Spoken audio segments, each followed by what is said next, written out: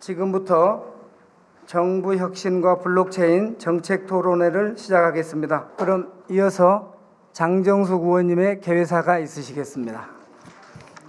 네, 안녕하십니까? 국민의당 안전행정위원회 장정숙입니다.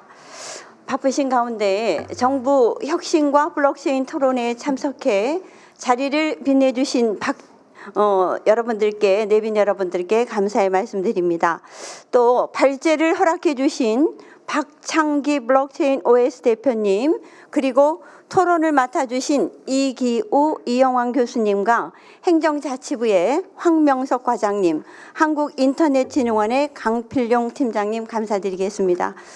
정부 4.0을 위한 정부 혁신의 한 방법으로 블록체인 도입 방안을 국회에 처음으로 소개할 수 있게 되어 매우 기쁘게 생각합니다. 현재 정부 부처가 생산한 데이터는 대규모의 중앙화된 시스템을 통해 운영되고 있어 막대한 유지 보수 비용과 함께 해킹과 오류 위험에 상시적으로 노출되어 있습니다. 또한 현 정부는 정부 3.0을 추진하며 투명한 정부를 주장했지만 양적 확대만을 추구한 한계와 최순실 국정농단 사태로 인해 다양한 노력에도 불구하고 당초 취지가 퇴색된 것이 사실입니다. 블록체인 시스템이 정부 행정에 도입이 된다면 정부가 기록하고 관리하는 각종 공공서비스 영역에 큰 변화가 일어날 것으로 예상이 됩니다.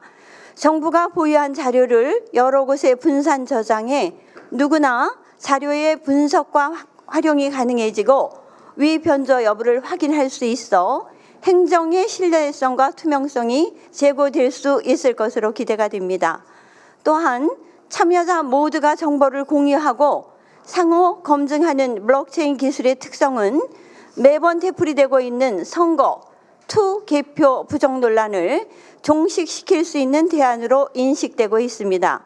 이처럼 정보 민주화를 실현할 핵심 기술로 평가되는 블록체인은 이미 세계 각국에서 정부 혁신을 위한 새로운 수단으로 주목을 받고 있습니다. 미국에서는 공화당 유타주 대선 선거에서 시험적으로 도입한 바 있고 이번 대선 과정에서 민주당의 힐러리 후보가 정부 혁신 방안으로 블록체인 도입을 공약한 바도 있습니다. 영국은 여권 발급, 토지 등기, 의료 서비스 기록과 같은 행정 서비스에 블록체인 활용 가능성을 긍정적으로 검토하고 있는 것으로 알려졌습니다. 이번 토론회를 통해서 정부 혁신 방안 중에 하나로서 블록체인 도입에 관한 심도 있는 논의가 이루어져서 본격적으로 공론화될 수 있는 마중물 역할을 해줄 수 있기를 기대합니다. 참석해 주신 여러분 감사합니다. 이어서 천정배 대표님의 축사가 있으시겠습니다. 예, 오늘 장정숙 의원님이 주최하신 우리 정부 혁신과 블록체인 토론회를 진심으로 축하드립니다. 국회에서는 이건 사상 최초의 블록체인에 관한 토론이라고 알고 있습니다. 그래서 특별히 이렇게 선도적인 일을 해주신 장 의원님께 또 오늘 발제와 토론을 맡으실 또 여러 선생님께 깊은 감사의 말씀을 드립니다. 제가 블록체인이란 말을 알게 된 것은 솔직히 말씀드려서 얼마 안 됐습니다. 저도 지금도 그 자세한 개념은 잘 모르겠어요. 얼마 전에 아마 지난 총선이 끝나고 우리 국민의당을 좀 획기적으로 좀 개혁해 봐야 되겠다 하는 그 시스템의 혁신 문제가 나와서 그때 이 블록체인을 도입하는 것들을 논의하고 그 과정에서 저도 알게 됐습니다.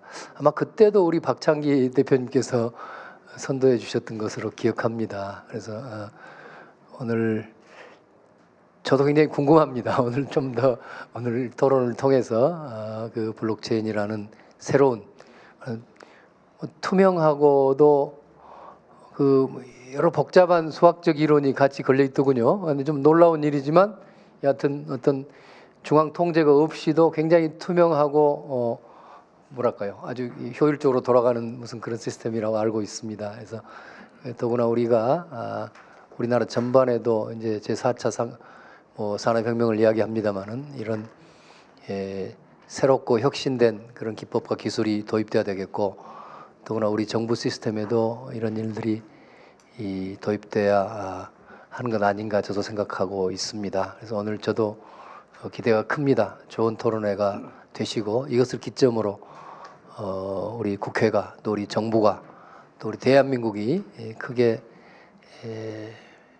한 단계 업그레이드 될 수 있는 그런 계기가 되기를 기대에 마지 않습니다. 감사합니다.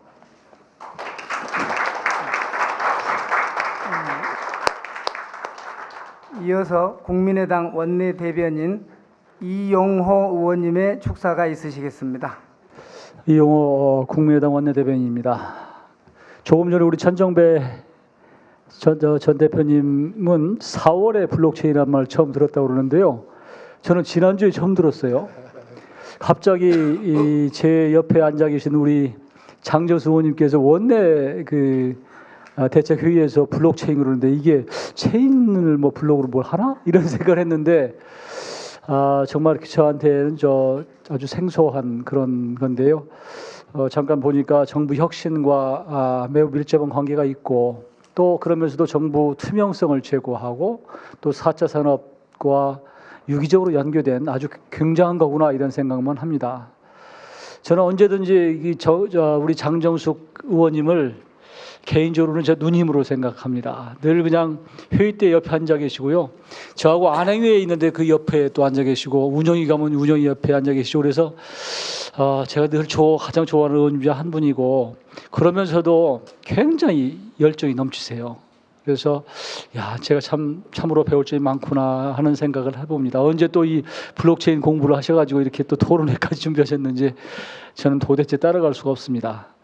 오늘 토론회를 통해서 이 블록체인이 더 많이 홍보가 되고 또 이것이 많이 채택이 돼서 우리 정부가 우리 대한민국이 4차 산업과 함께 또 더욱더 발전하는데 큰 계기가 됐으면 합니다. 오늘 토론회를 진심으로 축하드립니다. 감사합니다. 그러면 지금부터 서경선 국민의당 정책위 부회장님의 사회로 발표와 토론이 있겠습니다. 네, 감사합니다. 비동시성의 동시성이라는 말이 있습니다. 뭐 잘 아시겠지만 근대 이전의 어떤 옛날의 현상과 오늘의 또 현상과 향후 닥칠 미래의 현상이 동시대에 공존하는 걸 이제 비동시성의 동시성이라고 하는데요. 이번에 광화문 집회에서 헬조선인 줄 알았더니 고조선이었다 이런 구호가 있었다고 합니다. 그만큼 우리나라의 우리나라 정부 운영이 아주 옛날 고대 국가에서나 있을 법한 그런 이제 현상을 꼬집는 구호였던 것 같습니다. 그런 와중에 제4차 산업혁명과 또 블록체인을 이야기하려고 하니까 좀 어색한 게 아닌가.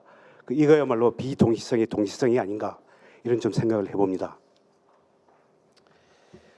정부 시스템이 분산, 공유, 개방이라는 이런 기본 원리에서 잘 운영이 됐다면 아마 오늘 같은 최순실 사태는 없었을 것으로 보입니다.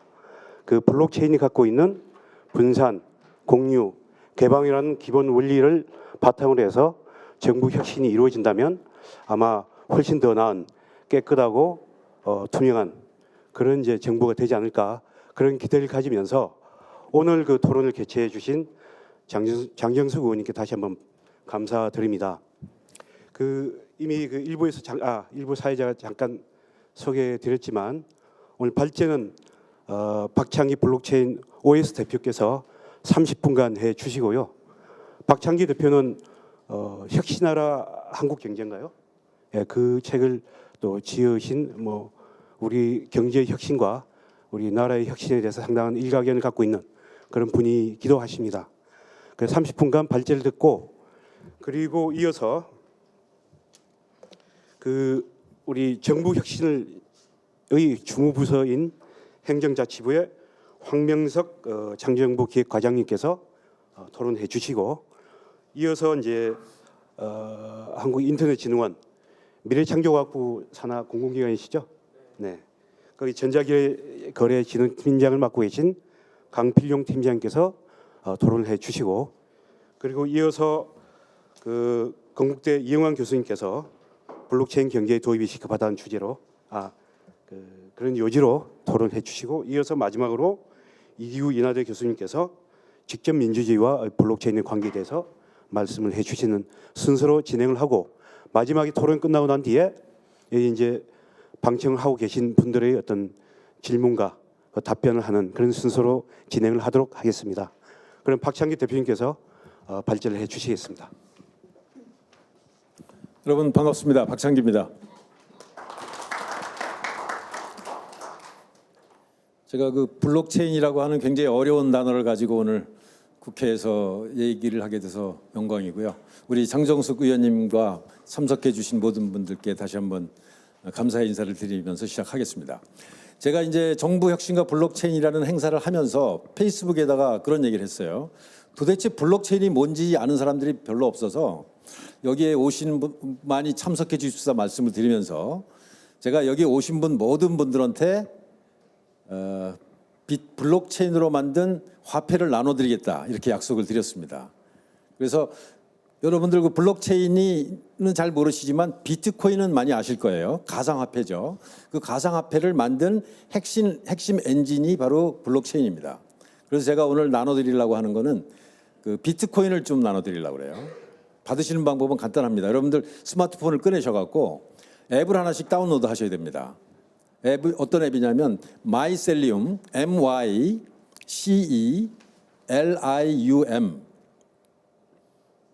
제가 돈을 보내드릴 거니까 주저하지 마시고 다들 다운 좀 해주세요. MyCELIUM 그걸 이제 다운로드 하는데 지금 시간이 걸릴 테니까요. 다운로드 하시고 어느 정도 되면 이제 저희가 보내드리도록 하겠습니다. 정부 혁신과 블록체인을 얘기하는데 저 개인에 대해서 약간 설명드리면 저는 삼성그룹의 CJ 제일지당에서 약 14년간 일하면서 런던과 뉴욕 지점에서 일했고요. 그다음에 99년도에는 제가 팍스넷이라고 하는 증권 관련 인터넷 기업을 만들었고 2000년에는 핑거라고 하는 핀테크 사업을 했습니다. 그리고 재작년에 수원과 광진구에서 지역 화폐를 블록체인으로 만드는 그 팀들과 합해서 작년에 제가 블록체인 OS라는 회사를 만들었습니다. 블록체인이라는 거는 일단 새로운 IT 기술인데요. 그러니까 PC 시대에 윈도우즈가 있었고 모바일 시대에 안드로이드가 있었다면 블록체인 시대에는 새로운 OS가 필요하다. 그런 개념으로 디지털 플랫폼을 만드는 그런 회사를 좀 설립을 한 겁니다. 지금 이제 제가 4.0이라는 단어를 지금 사용하기 시작했는데요. 그동안 정부 3.0까지 있었지만 정부 4.0이라는 개념은 새로 나온 얘기죠. 잘 아시다시피 그 정부 1.0에서 2.0에서 3.0으로 가면서 어떤 그 공개, 참여, 개방, 공유, 소통 이런 거를 이제 목적으로 정부 3.0을 했는데 성과가 그렇게 좋은 것 같지는 않습니다. 그래서 과연 어떻게 이걸 성과를 제대로 내게 할 것인가를 블록체인을 이용해서 한번 정부 4.0이라는 개념을 생각해 보자라고 생각한 거고요. 예를 들면 정부 3.0 개념 중에 재밌는 게 보면은 여기 정부 3.0 K아파트 공동주택관리정보 시스템. 그래갖고 전국에 있는 아파트에 굉장히 많은 정보를 정부가 주도해서 데이터베이스를 만들고 그거를 공개하는 서비스를 이렇게 만들어 놓은 겁니다. 근데 문제는 굉장히 좋은 걸 잘 만들어 놨는데 쓰는 사람들이 별로 없다는 거예요. 시간과 노력은 굉장히 많이 들었습니다. 근데 지금 아파트 문제, 관리비 문제가 엄청나게 많이 불거지고 있는데 해결책이 되지 못한다는 거죠. 이게 이제 대표적인 예지만 지난 4년간, 3, 4년간 정부 3.0에 어마어마한 인력과 예산을 투입했습니다. 근데 지금 나오는 얘기는 정부 3.0이 뭐야? 그건 그냥 슬픈 코미디야. 이런 어떤 비아냥 소리까지 나올 정도입니다. 그래갖고 여기 보면은 정부 3.0의 민낯 구경하거나 기념사진 찍거나 이런 비판이 나오는 이유가 도대체 뭐고 이것을 어떻게 극복할 것인가에 대한 것이 이제 저희가 오늘 발표하는 내용이고요. 그래서 3차 산업혁명 시대에 정부 3.0이 있었다면 이제 정부 4차 산업혁명 시대에는 그에 걸맞는 정부 4.0이라는 개념을 쓸 수 있지 않겠느냐라는 개념을 한번 생각해 본 거고요. 결론부터 말씀드리면 방대한 행정 정보를 원자료 형태로 블록체인에다가 보관하자는 겁니다. 가공된 상태로 한 게 아니고, 그래서 이 원자료를 누구나 쉽게 접근해서 빅데이터 산업을 발전시키고 부정부패를 근절하고 시민의 행정 참여를 확대할 수 있도록 하겠다라는 거고요. 이게 뭐 지금 확실히 이해 안 가실 건데요. 제가 이제 좀 더 설명드리면 이해하실 겁니다. 그다음에 단순 업무와 인증 보증 업무를 블록체인으로 이관하자라는 얘기를 하는 거고요. 이를 통해서 공공 부분의 인력을 해서 안전과 복지로 이동시켜서 사회 안전망을 확대하자 이런 생각을 하는 거고요. 그다음에는 블록체인 투표로 직접 민주주의를 확대하고 DAO 분권 자율 조직으로 국가 시스템을 바꾸자 이런 얘기를 하는 겁니다. 그래서 창의성이 있고 책임성 있는 조직을 만들고 조직원들이 행복해지고 국민이 행복해진다는 얘기죠. 국가의 어떤 모든 부분에서 경쟁력을 강화할 수 있다 이런 주장을 하는 겁니다. 이게 이제 결론이라서 약간 어려우실 텐데요. 이제 설명을 들으시면 이해하실 거라고 생각합니다. 이게 11월 24일 지난주인가요? 지난주에 발표된 자료인데요. 블록체인 협의체를 출범하고 금융권 공동 블록체인 컨소시엄 운영 계획을 금감원에서 발표를 해갖고 굉장히 적극적으로 지금 투자를 하기 시작했습니다. 그래서 그 자료에 보면 은행권의 블록체인 컨소시엄을 만들고 금융투자권의 블록체인 컨소시엄을 이렇게 만들겠다 이렇게 발표가 됐고요. 그다음에 바로 오늘인가요? 이게 이제 창조경제 가시화를 위한 35차 ICT 정책 해우소 계획에서 블록체인 기술 활성화 방안이 지금 오늘이죠. 11월 30일 조금 후에 키사에서 지금 열리고 있습니다. 저도 여기 원래 참석할 계획이었는데 겹쳐서 참석을 못했는데요. 이거는 미래창조과학부에서 하고 있는 거죠. 보시면 금감원과 미래창조과학부가 서로 경쟁적으로 블록체인을 도입하는 사업을 지금 적극적으로 하고 있다는 겁니다. 그리고 바로 오늘 신문인데요. 조폐공사에서 블록체인 기반한 모바일 신분증을 내년에 출시를 해서 그렇게 되면 주민등록증을 갖고 다닐 필요 없다. 이런 얘기가 있는 겁니다. 여러분들 아마 대부분 블록체인이 뭔지 잘 모르셨을 텐데 지금 이미 정부와 민간에서 엄청난 속도로 지금 블록체인에 대해서 투자하고 적용하는 일이 시작되고 있다는 그 증거를 보여드린 겁니다. 그리고 이번에 금년 초에 다보스 포럼이 이제 제4차 산업혁명을 얘기하면서 핵심 메시지 중에 하나는 그중에서 가장 중요한 기술이 바로 그 블록체인과 빅데이터다 이렇게 얘기를 합니다. 그러니까 빅데이터나 인공지능은 4차 산업혁명에 중요하다는 걸 아시겠지만 과연 왜 블록체인이 중요할지는 잘 모르시는 분들이 많을 텐데요. 오늘 여러분들이 이제 그걸 아시게 되면 아마 전 세계에서 0.1% 안에 들어가는 그 선진 기술을 아시게 되는 겁니다. 그러면서 다보스 포럼에서 어떤 얘기를 하냐면은 한 2027년 정도 되면 블록체인에서 발행한 화폐가 전 세계 GDP의 약 한 10%를 차지하게 될 것이다 이런 얘기를 합니다. 그거는 약 한 10,000조 정도 되니까 우리나라 GDP의 한 7배 가까이 되는 화폐의 가치가 새로운 가치가 블록체인에서 만든 민간 화폐로 대체될 것이다 이런 얘기를 하는 거거든요. 그러니까 굉장히 큰 변화가 현재 일어나고 있는 거죠. 그래서 이제 그 블록체인이 비트코인에서 만든 거라고 말씀드렸는데요. 비트코인은 2009년도에 만들어져서 사실 누가 만든지도 모릅니다. 지금 정확하게. 그리고 정부가 관여하지 않아요. 그리고 전 세계에 있는 8,000개의 컴퓨터가 자율적으로 화폐를 발행하고 관리를 하는데 지금 전 세계 1,000만 명 사람들이 쓰고 있고 그 가치가 한 12조 원에 달하는 거고 하루에 한 30만 건 정도가 거래되는 그 달러와 경쟁하는 화폐가 된 겁니다. 아주 굉장히 특이한 현상이죠. 그러니까 인류 역사에 유례가 없던 새로운 현상입니다. 그래서 이제 이거를 뭐 너무 기술적으로 어렵지만 간략하게만 설명드리면 이렇습니다. 블록체인이라는 거는 블록은 그 벽돌입니다. 벽돌을 블록이라고 하죠. 그 뭐 속된 말로 보록구라고 얘기하는 거 있잖아요. 그 블록을 체인처럼 연결한다는 거예요. 그래서 블록체인입니다. 근데 그 블록이 뭐냐면 장부입니다. 은행 장부, 뭐 회사의 장부가 있잖아요. 모든 거래 기록을 이제 쌓아놓는 그걸 이제 블록이라고 하는데 10분 단위로 블록을 만듭니다. 전 세계에 있는 거래 내역을. 그래갖고 그거를 계속 쌓는다는 뜻인데요. 그래서 이 거래 내역들을 10분 단위로 이렇게 쭉 쌓다 보면 여러 가지 이제 장점이 생기는데요.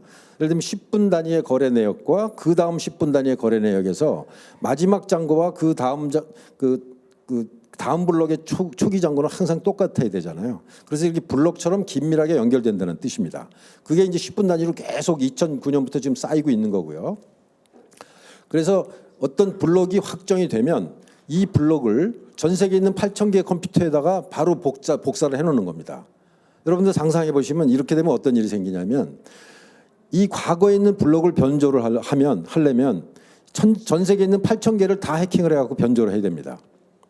그리고 이거를 변조하면 이 뒤에 것까지 다 변조를 해야 되는 거예요. 그러니까 일단 한번 블록에 데이터가 들어가면 변조가 불가능하고 해킹이 불가능하다는 겁니다. 그리고 전 세계 8,000개가 흩어져서 자율적으로 움직이기 때문에 중앙 통제 장치가 없다는 거예요. 정부나 은행이 없이도 그 화폐가 발행되는 원리가 그런 겁니다. 화폐가 어떻게 발행되냐면 이 블록을 처음에 확정한 사람이 자기가 어떤 암호를 푼 다음에 이 블록을 만들어서 전 세계 8,000개 컴퓨터에 물어봅니다. 내가 이렇게 암호를 풀었고 블록을 만들었는데 이게 맞는지 안 맞는지 확인해 달라. 그럼 전 세계 컴퓨터의 반 이상이 그거 맞다라고 얘기하면 이게 확정된 겁니다. 그리고 확정된 다음에 블록을 이제 딴 데다 다 쌓게 되죠. 그러면 또 동시에 또 8,000개 컴퓨터가 다음 블록을 만들기 위해서 경쟁을 합니다. 근데 이걸 블록을 만들면 어떤 이점이 있냐면 전 세계에서 일어난 이 블록에 들어가는 수수료를 자기가 다 갖게 되고요.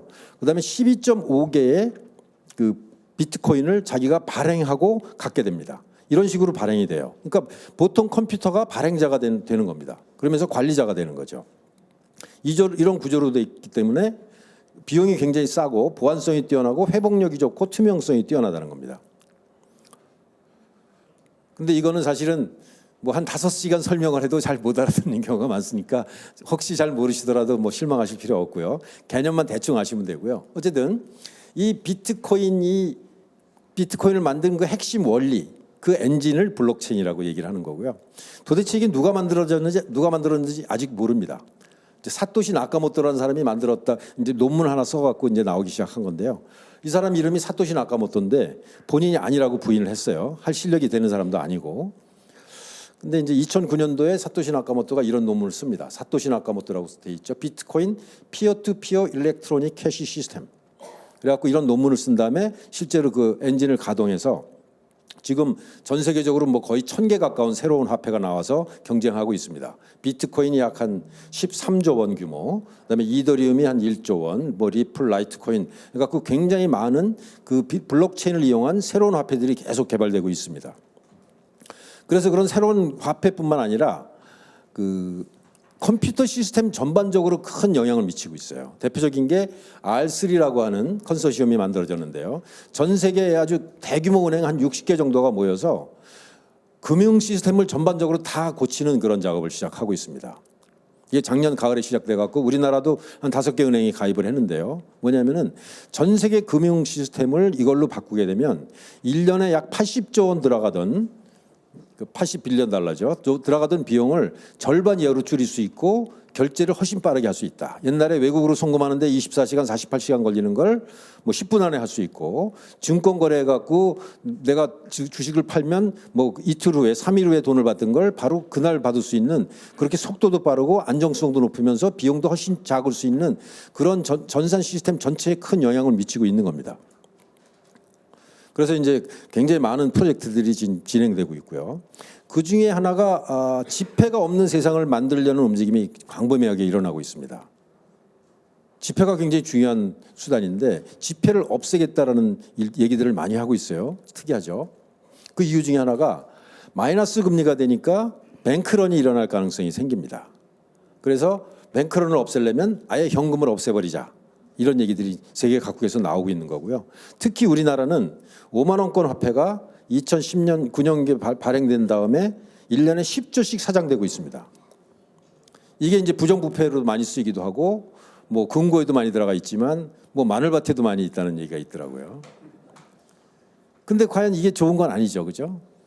이게 어쩌면 지금 우리나라의 부정부패 최순실 사태의 원인 중에 하나가 아마 이 5만 원권이 아닌가 생각이 됩니다. 그래서 전 세계적으로 지금 현금 없는 세계가 가속화되고 있고 중국도 화폐를 아예 지폐를 없애고 블록체인에다가 화폐를 담자 이런 움직임이 있고요.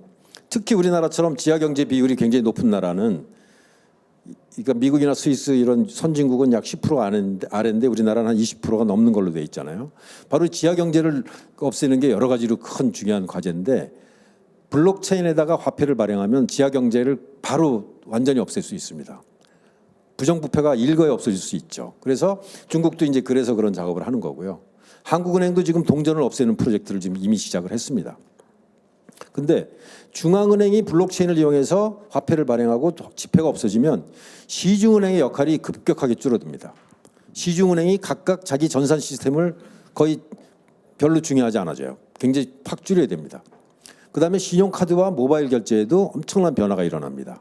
그러니까 금융권에 아주 혁명적인 변화가 필수적이 생긴다는 거죠. 그리고 이제 금융뿐만 아니라 다양한 분야에서 이제 그 블록체인이 쓰이는데 제4차 산업혁명에서 블록체인과 빅데이터가 핵심 기술이라고 그랬는데 그 이유를 설명을 간단하게 드리자면요. 기본적으로 제4차 산업혁명은 IoT라고 하는 사물 인터넷이라고 하는 센서와 달린 통신이 달려있는 수많은 기계들이 많이 퍼지는 현상인데 거기에서 엄청난 빅데이터가 생깁니다.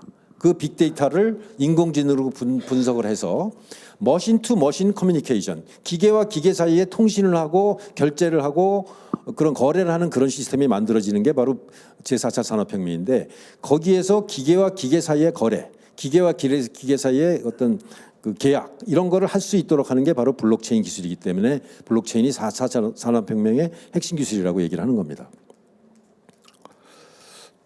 그리고 이제 보안 문제도 해결을 할 수 있다는 거고요. 그래서 예를 들면 우버 같은 자동차, 자율주행차 같은 것이 해킹이 당하면 굉장히 심각한 문제가 생기겠죠. 또 우버가 그러니까 드론 같은 경우도 해킹이 생기면 심각한데 아직까지 기술은 이런 IoT 기기를 해킹을 막는 것이 굉장히 어렵습니다. 근데 블록체인을 이용하면 그게 쉽게 될 수 있다는 거고요. 저희 회사가 하는 사업 중에 하나입니다. 그다음에 이제 제4차 산업혁명의 핵심 중에 하나가 공유경제라고 해서 우버라든가 에어비앤비 같은 거 이런 것들이 서로 사람이 없이 서로 결제하고 예약할 수 있는 시스템을 만들어야 되는데 거기에도 블록체인 기술이 굉장히 좋은 역할을 할 수 있습니다. 그래서 주로 이제 핀테크 분야에서 블록체인이 많이 연결되는데 저는 그 블록체인이 핀테크뿐만 아니라 정부와 관련된 일도 굉장히 많이 할 수 있다 이렇게 생각을 해서 거번테크라는 단어를 한번 생각해 봤어요. 혹시 거번테크라고 들어보신 분 있으신가요? 아마 몇 분 안 계실 거예요. 왜냐하면 이 단어를 제가 처음 만들어서 몇 달 전에 신문에 쓴 겁니다. 그래서 거번테크의 새로운 시장은 열릴 것. 이게 제 사진입니다. 몇 년 전 사진이에요. 6월 달에 매일경제에다가 제가 인터뷰를 하면서 거번테크라는 개념을 한번 써보자. 거버넌스와 혹은 거버먼트와 테크놀로지 합성어입니다. 거버넌스 혹은 거버먼트는 굉장히 시간이 오래 걸립니다. 개혁하는데. 근데 거기다 기술을 결합해서 빠른 속도로 개혁과 어떤 개선을 할 수 있다라는 게 바로 이제 거번테크고요. 그래서 이게 제가 뭐 처음 만든 건 아니고 사실은 김광훈 교수라는 그 굉장히 훌륭하신 그 행정학자분이 계신데 이분이 전부터 말씀하신 겁니다. 정부의 신뢰가 바닥으로 떨어지니까 민간끼리 P2P 화폐를 교환하는 블록체인을 이용한 신뢰공학으로 입법, 행정, 사법, 선거의 중심축이 정부에서 민간으로 옮겨갈 것이다. 굉장히 그 선견안을 갖고 계신 분이죠. 그리고 미국의 힐러리 클린턴도 우리 장 의원님도 말씀하셨지만 그 미국이 세계 최첨단 기술에 선도해야 되는데 그중에 핵심 기술이 바로 자율주행차와 머신러닝과 기계학습이죠. 그다음에 블록체인을 행정에 적용하는 것이다. 그러니까 블록체인을 행정에 적용하는 것이 가장 중요한 기술이다. 선도하는 기술. 그것이 미국이 선도해야 되겠다. 이런 얘기를 한 겁니다. 뭐 불행히 떨어졌지만 불행히도 어쨌든 미국 전체는 이 방향으로 나가고 있습니다. 그리고 영국은 금년 초에 이미 정부 전체를 비욘드 블록체인 전략이라고 해서 블록체인을 이용해서 전에 정부와는 완전히 다른 새로운 정부를 만들겠다라는 전략을 수립해서 지금 집행을 하고 있습니다. 컴퓨터 시스템 문제부터 복지 전달 비용, 정부 지원금, 그다음에 새로운 산업 창출, 그다음에 탈세를 축소하는 데 적극적으로 쓰도록 돼 있고요. 분산하면 공개되고 공개되면 투명사야 된다. 이런 슬로건을 갖고 합니다. 우리한테 진짜 필요한 거죠. 지금 우리 국정을 보면서 분산되지 않으니까 공개되지 않고 힘이 집중되어 있는 거죠. 공개되지 않으니까 아주 부패 사유가 돼버렸다는 거죠. 바로 이거를 빠른 시간 내에 극적으로 해결할 수 있는 기술이 바로 블록체인 기술이라는 겁니다.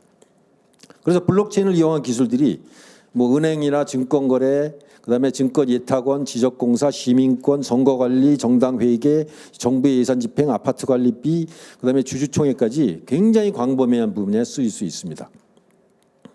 그리고 투표 분야에서도 이미 그 아고라 보팅이라는 회사가 비트코인 베이스드 보팅 시스템을 지금 도입해서 쓰고 있고요. 텍사스의 그 리버테리안 파티에서 이미 썼고, 그다음에 영국에는 스마트매틱이라는 회사가 바로 이 서비스를 개발해 갖고 전 세계에다가 만드는 일을 하고 있습니다. 쓰는 일을. 그러니까 투표를 블록체인으로 하면 일단 조작이 관리자도 조작할 수 없고 실시간으로 집계 되고 그다음에 검증이 쉽습니다. 비용이 훨씬 쌉니다. 지금 우리나라 총선이나 대선 하는데 직접 비용이 1,000억 원 이상이 든다 그래요. 근데 나중에 자꾸 말썽나죠. 뭐 집계가 잘못됐느니 누가 조작했느니.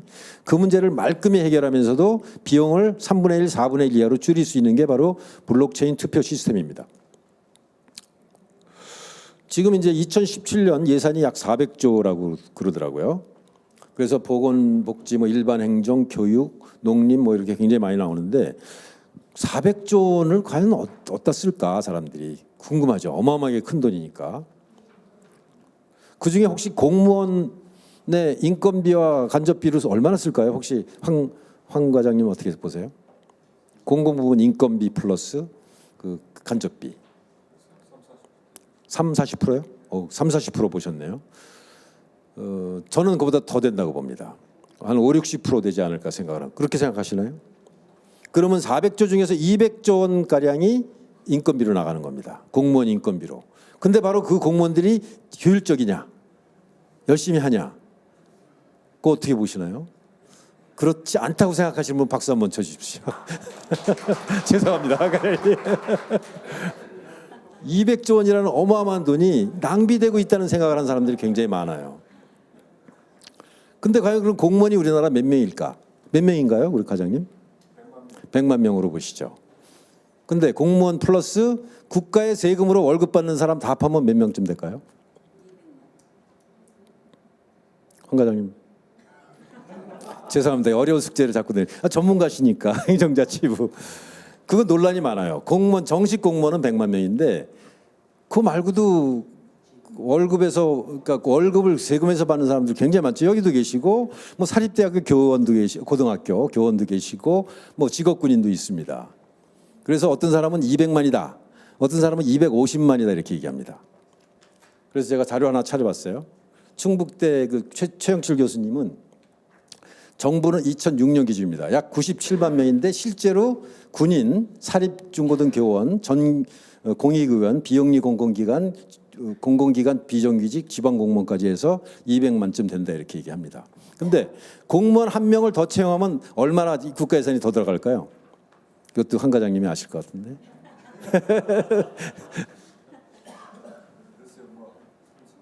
3천만 원이요? 어떻게 보세요? 장 의원님. 공무원 한 명 추가로 채용하면 돈이 8천에서 1억. 역시 정치인하고 행정과하고 다른 게 이겁니다. 저는 한 1억쯤 든다고 봐요. 제가 기업을 오래 해봐서 한 월급 한 4천, 그다음에 이제 기타 비용 한 4천, 그다음에 연금과 뭐 여러 가지 해갖고 한 1억쯤 듭니다. 국민의당은 입장이 다른데 더민주당에서 35만 명의 공무원을 늘리겠다고 계속 주장하고 있죠. 그럼 35조 원이 더 들어가는 겁니다. 지금보다. 그게 과연 좋은 정책일지 모르겠어요. 근데 어쨌든 저희는 바로 블록체인을 이용하면 공무원들이 할 수 있는 일을 바로 전산화해서 저는 30% 가까이 줄일 수 있다고 봅니다. 그러면 우리 국가 예산 400조 중에서 막 약 200조 정도가 공무원들한테 간다면 그중에 30%면 약 60조 원을 아낄 수 있습니다. 만약에 우리가 60조 원을 진짜 노인연금을 10만 원 더 올리는 데 쓰고 그 어려운 청소년들 그 사람들에 쓰는 게 훨씬 좋지 않을까 뭐 그런 생각도 해봤는데 어쨌든 블록체인은 트러스티드 서드 파티라고 하는 그 신뢰할 만한 제3의 기관을 없이도 민간이 스스로 자율적으로 통제할 수 있는 시스템이기 때문에 그래서 한국은행 없이도 화폐가 발행되고 그다음에 뭐 그 지적공사가 없이도 토지가 잘 거래될 수 있고 그래서 바로 중간자 매개체를 없애는 거기 때문에 비용을 획기적으로 줄일 수 있습니다. 그다음에 그런 중간 관리자를 없애는다는 얘기는 공무원 숫자도 굉장히 많이 더 좋은 일을 할 수 있도록 할 수 있다는 거죠. 그러니까 단순 작업하던 사람들을 많이 줄일 수 있다는 겁니다. 그래서 제가 델리크라시라고 하는 이제 솔루션도 한번 개발을 해봤는데요. 델리는 이제 이게 음식의 델리가 아니라 델리버러티브 데모크라시라는 뜻입니다. 그러니까 숙의 민주제라는 뜻인데요. 여기 이걸 통해서 집단 지성을 이끌어내는 어떤 플랫폼입니다. 그래서 거버넌스 솔루션, 그 집단이 단일한 의사결정을 어떻게 할 것인가 문제까지 해결하겠다는 게 바로 이제 델리크라시라는 솔루션이고요. 그 방법은 이렇습니다. 어떤 주제를 버텀업으로 올리고, 그다음에 이제 그 패널을 위에서 올리고, 그다음에 경쟁을 통해서 가장 좋은 그 해결책을 찾자는 건데요. 예를 들면 이런 겁니다. 예를 들면 국민의당에서 지금 교육혁명을 얘기하시는데 교육혁명이 대학 입시제도를 어떻게 바꿀 건데 이게 답이 안 나오고 있어요. 왜냐하면 사람들의 의견이 너무나 다릅니다. 우리나라에 지금 과제들이 굉장히 많은데 개헌도 있고, 근데 사람들이 의견이 너무 달라갖고 뜻이 모여지질 않아요. 그래서 혹시 이걸 모을 수 있는 방법이 뭐가 없을까 생각한 게 이제 이 델리크라시라고 하는 솔루션인데요. 예를 들면 이렇게 하는 겁니다. 그 교육 정책에 대한 최고 전문가인데 의견이 다른 사람들 5명들을 경쟁을 시켜요. 그런 다음에 뭐 당이면 당, 그 국민이면 국민이 그걸 평가를 하는 겁니다. 근데 길게 합니다. 뭐 한 달, 2달 동안 해요. 그리고 주식 투자처럼 그 사람에 대한 평가를 주식처럼 이렇게 사고 팔면 주가가 오르락 내리락 하겠죠.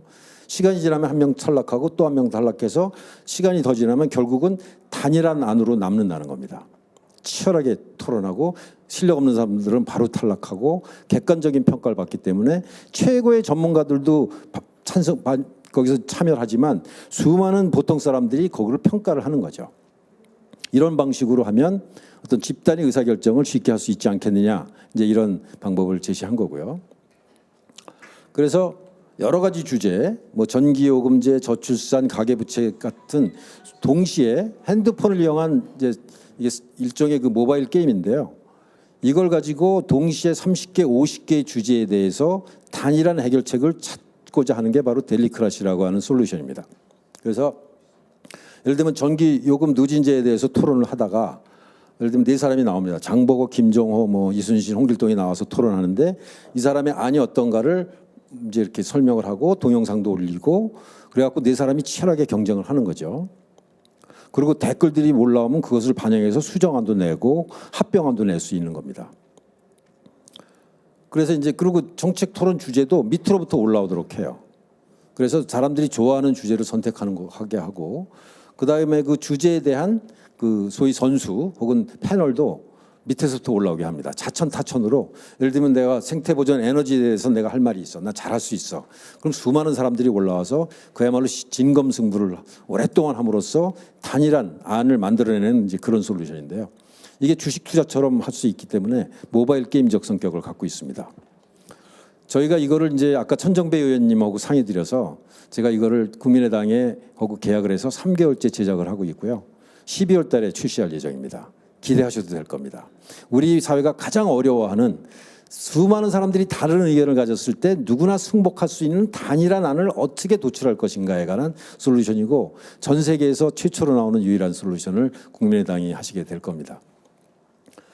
그래서 이제 올림픽에서 금메달을 받으면 다 승복하잖아요. 그죠? 그것처럼 수많은 사람들이 오랫동안 경쟁하며 해갖고 공정한 룰에 의해서 1등이 되면 승복을 하자는 거죠. 지금 우리 사회는 온갖 토론이 있지만 그 결론은 나지만 승복을 못하니까 갈등이 생기잖아요.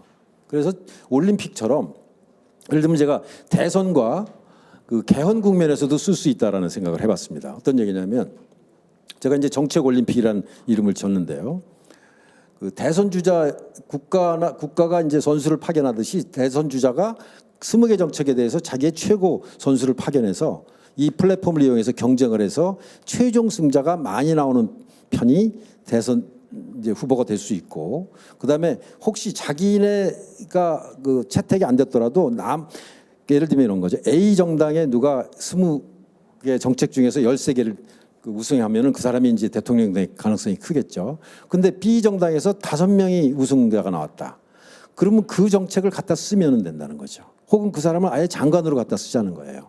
그러면 대통령 하기 쉽죠. 이미 국민들이 많은 사람들이 주요 정책을 결정해 줬고 그걸 집행만 하면 됩니다. 그리고 여야들이 어떤 그 훨씬 더 그 협치를 할 수 있죠. 그래서 국가가 훨씬 더 편안해지고 좋은 나라가 될 수 있지 않을까 그런 한번 상상을 해봤는데요. 제가 이제 이런 플랫폼으로 이게 될 수 있으면 좋겠다는 생각하고 있고 이런 거를 수많은 토론이 진행될 때 중간중간에 TV 토론을 할 수 있고요. 그러면 TV 토론이 뭐 2-3시간 동안에 끝나는 게 아니라 뭐 2달, 3달 진행되는 과정에 핫한 포인트를 잡아갖고 토론할 수 있고요. 이때 국민들은 안방에 앉아갖고 누가 말을 잘하나 못하나에 따라서 바로 투표로 주식 투자하듯이 하기 때문에 진짜 열심히 잘해야 되겠죠. 이런 거로 재미도 만들 수 있다고 생각을 해봤습니다.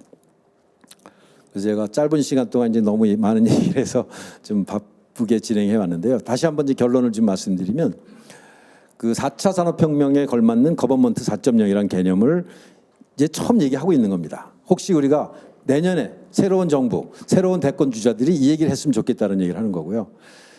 행정정보가 공무원들이 가공해갖고 국민들이 잘 안 보는 거 열심히 해갖고 그 시간과 노력을 낭비하지 말고 그냥 원재료를 블록체인에 올려놓으라는 겁니다. 그럼 수많은 사람들이 그걸 분석해서 소비자들한테 맞게 사업화할 수 있도록 많은 빅데이터 산업들이 생길 거라는 겁니다. 그다음에 단순 업무와 인증 보증 업무를 블록체인으로 이관하면 수많은 공공 부분에 단순 작업을 하는 인력들이 다 이제 필요 없게 되고 그 사람들을 안정과 그 복지로 이동시킬 수 있다는 거고요. 블록체인을 투표로 직접 민주대회를 확대하면 훨씬 더 국가의 의사결정 시스템이 좋아질 거라고 생각하는 겁니다. 그래서 이런 그 블록체인이 완전히 새로운 기술이지만 전 세계적으로 그 금융 산업뿐만 아니라 행정 분야에도 급격하게 발전하고 있는데 우리나라도 상당히 앞선 편입니다. 특히 국회에서 아마 이런 거 하는 건 이번이 다른 나라 비교해도 처음이 아닐까 이런 생각을 드는데요. 아닌가요? 어쨌든 메디어 안에 들 겁니다. 그래서 장정수 의원님께 다시 한번 감사드리고 이걸로 마치도록 하겠습니다. 감사합니다. 네, 박창희 대표님 30분 동안 발제해 주시느라 고생 많으셨습니다. 다시 한번 박수 부탁드립니다. 그러면 이제 정부 혁신, 특히 정부 3.0의 주무부서이시죠. 또 총괄하고 계신 황명석 행자부 창조정부 기획과장님의 토론을 듣도록 하겠습니다. 네, 안녕하십니까. 정부 3.0 그 실무적으로 총괄하고 있는 창조정부 기획과장입니다. 제가 이제 오늘 우리 장성석 의원님이 우리 안행이 위원님이시고요. 항상 그 정부 3.0에 관심을 가지시고 저희들이 의회 열릴 때마다 항상 애정을 갖고 이렇게 말씀해 주셨습니다. 그래서 저도 사실 이 자리에 갈까 고민하다가 왔습니다.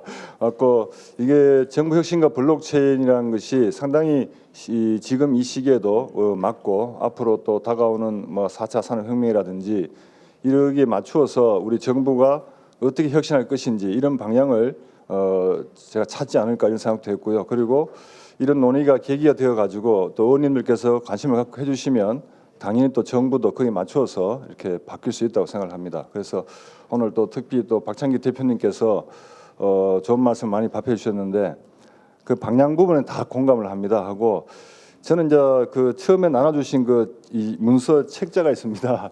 이 책자에 보면 상당히 정부 3.0에 대해서는 아주 그 신랄하게 비판을 많이 하셨어요. 하셔가지고 제가 가서 그 3.0에 대해서 어떻게 반박을 해야 되나 이런 고민도 사실 많이 했고요. 이제 저희들은 이제 공직자니까 공직자로서 어쨌든 주어진 업무에 있어서는 저희들이 최선을 다하고 저도 이렇게 벌써 공직생활 20년 되는데요. 여러 정부를 거치면서 저희들이 일을 해왔고 항상 그 주어진 거기에 대해서 최선을 다하려고 노력을 합니다만 항상 부족한 게 있는 것은 사실입니다. 그래서 정부 혁신 이 부분도 우리가 노무현 정부 때도 사실 혁신을 많이 했습니다. 그 당시에 제가 사무관 시절인데 혁신 필요점 그래가지고 엄청 막 그러기도 하고 그랬었어요. 그렇지만 그때도 그런 혁신을 했기 때문에 토대가 되고 김대중 정부 때도 마찬가지입니다. 그때도 전자정부라든지 이런 토대가 그때 만들어지고 제가 정부 3.0을 일을 하고 있지만 사실은 그 앞에 이루어진 것들이 다 토대가 되어서 이게 정부 3.0이 이제 되는 거고 또 대표님께 말씀하신 대로 또 4.0으로 저희들 희망을 갖고 또 새롭게 도전할 수 있다고 이렇게 생각을 합니다.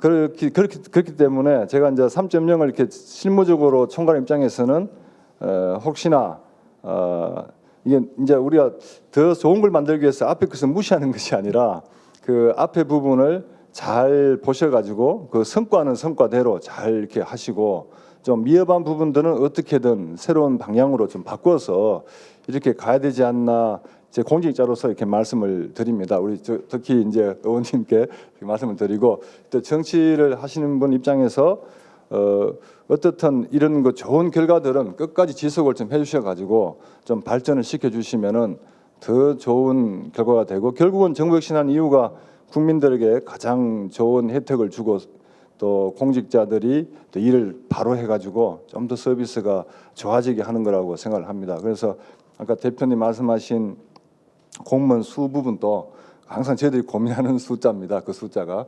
그래서 OECD 기준도 있고 여러 가지 기준이 있긴 한데 저희들 일본하고는 똑같은 기준으로 사실은 하고 있고요. 하고 있는데 그게 좀 늘어날 수 있고 줄수 있는 일본도 보면 뭐 이게 그런 문제가 있는 것 같습니다. 작은 정부라고 또 한동안 그래 했기 때문에 또 작은 정부 부분을 하다 보니까 그렇게 했는 부분도 있고 그래서 다만 어떤 정부 혁신 블록체인이라든지 이런 걸 통해서 어떤 비용을 정부 조직 비용을 줄이고 그다음에 아까 대표님 말씀대로 그런 부분을 안전이라든지 복지라든지 실제 필수적인 부분으로 인력을 재배치한다는 것은 아주 좋은 생각이시고요. 그리고 현재도 보면 저희들이 주민센터를 그 동네마다 다 있지 않습니까? 그 주민센터를 지금 저희들이 행정복지센터라고 해서 기능이 이제 복지 기능이 커지는 겁니다. 복지 기능이나 그다음에 또 고용복지센터도 있는데 이제 일자리 창출 지원 기능이라든지 이렇게 새롭게 지금 변화를 많이 하고 있습니다. 이게 이제 우리가 ICT 기술이 이런 게 발달했기 때문에 또 어떤 행정정보 공유라든지 여러 가지 이런 시스템을 통해서 저희들이 이 어떤 단순한 업무나 이런 것들은 많이 줄인 거죠. 줄이면서 좀 더 실제 주민들에게 지역 주민들의 도움이 가는 행정 이제 이런 부분들을 중심으로 그런 변화는 분명히 하고 있습니다. 지금도. 그런 것들이 저는 신기술이 들어와 가지고 더 확장될 수는 있다 이렇게 제가 이제 생각을 합니다. 그리고 이 정부 3.0의 가치가 이제 개방 공유 소통 협력입니다. 기본적으로 정부 3.0 하면 이걸 다 이렇게 하고 있는데 사실 공직 사회가 이런 부분에 대해서 어느 만큼 정착이 되었느냐 아까 이규호 교수님하고 제가 잠시 말씀 나눴습니다만은 그렇게 했을 때 냉정하게 평가하면 아직도 부족한 건 사실입니다. 사실이고 우리가 개방을 많이 하고 있습니다. 이제 그 국장 이상 결제하는 원문 공개를 저희들이 다 하고 있고 이제 세계 최초로 이제 원문을 공개했습니다. 근데 원문을 공개하면 그 원문이 근데 뭔 의미가 있냐 이런 거죠. 근데 그것도 지금 사실 국민들이 많이 다운로드해서 이제 보고는 계시고요. 다만 또 원문 결제는 원문이 있고 그다음 데이터가 있습니다. 데이터. 실제 국민들에게 필요한 데이터죠. 그 데이터가 그냥 데이터를 공개해 가지고는 별 효과가 없습니다. 아까 이제 아파트 관리비 이야기하시면서 이제 그런 건데 그 데이터를 잘 활용할 수 있도록 저희들이 이제 이렇게 좀 품질을 제고를 시키고 어떤 모델도 표준화시키고 여러 가지 그런 작업들이 있습니다. 그래서 저희들이 그런 그 작업도 분명히 지금 하고 있습니다. 그래서 데이터 go.kr이라고 그 데이터 거기를 이용하는 숫자가 뭐 한 20배, 뭐 40배 이렇게 늘어납니다. 그래서 데이터를 저희들이 올리는 수도 늘어나고 그걸 활용하는 수도 저희들이 다 이렇게 체크를 하고 있습니다. 그 다음에 그 데이터를 통해서 앱을 만든다든지 웹을 만든다 창업하는 사례도 저희들이 체크를 하고 있고요. 이 시스템에 의해서 다 검증을 하고 있는데 그런 비율은 점점 늘어나고 있습니다. 앞으로도 이 부분들은 우리가 4차 산업혁명이라는 게 빅데이터라든지 데이터 부분이 중요하기 때문에 이런 부분은 계속 앞으로도 더 강조하시고 좀 끌어주셔야 더 되지 않겠나 이런 생각을 합니다. 그래서 현 정부 3.0 차원에서도 좀 부족하지만 어떤 정보 공개를 통해서 어떤 창업이라든지 이렇게 또 연결될 수 있도록 저희들이 지금 하고 있다는 것도 한 번 더 말씀을 드리고요. 제가 뭐 계속 길게 하면 그렇습니다만은 이제 블록체인 부분도 아까 이제 금융위원회나 미래부 차원에서도 하고 있고 우리 행자부 차원에서는 이제 전자정부를 저희들이 주관하고 있습니다. 그래서 전자정부가 저희들 UN 평가에서 뭐 이렇게 평가도 잘 받고 있고 이게 영국하고 저희들 경쟁을 합니다. 그 영국이 지금은 이제 블록체인을 도입해서 올해 초에 벌써 시작을 하고 있는데 저희들은 조금 그거보다는 약간 늦는 것 같아요. 그래서 지금 저희들도 전자정부 차원에서 이제 블록체인을 그냥 검토를 하고 있고 뭐 연구 용역을 하고 있더라고요. 제가 이제 확인을 해보니까 하고 있고 특히 전자정부 시스템이 저희들이 많습니다. 많은 시스템을 만들다 보니까 이런 정부 서비스를 너무 그 시스템을 다 따로따로 만들던 것을 지금 저희들이 한 추세는 이것을 이제 통합하고 또 연계시키는 걸 하고 있습니다. 복지 정보와 뭐 다른 정보를 두 개를 연계시키다 보면 또 다른 서비스가 나타납니다. 국민들이 그거가 창업을 할 수도 있고 그래서 이제 그런 그 통합을 하면서 연계시킨 작업을 저희들이 지금 꾸준히 하고 있고 또 국민 입장에서는 그것을 한 번에 다 이용할 수 있도록 해야 됩니다. 그런 차원에서 지금 저희 블록체인을 검토하고 있더라고요. 그래서 그 인증과 관련해 가지고 그런 블록체인을 지금 검토하고 있는데 좀 더 이제 행정 부분에 도입하고 하는 부분들은 더 노력이 필요하지 않겠나 생각을 합니다. 예, 생각을 하고 그래서 오늘 뭐 이 계기로 제가 또 말씀 많이 해주시면 또 듣고 제가 또 지금 뭐 저희 행자부 차원에서 보고를 드리고 더 이런 정부 혁신과 관련해서 더 좋은 게 될 수 있도록 노력하도록 하겠습니다. 예, 이상입니다.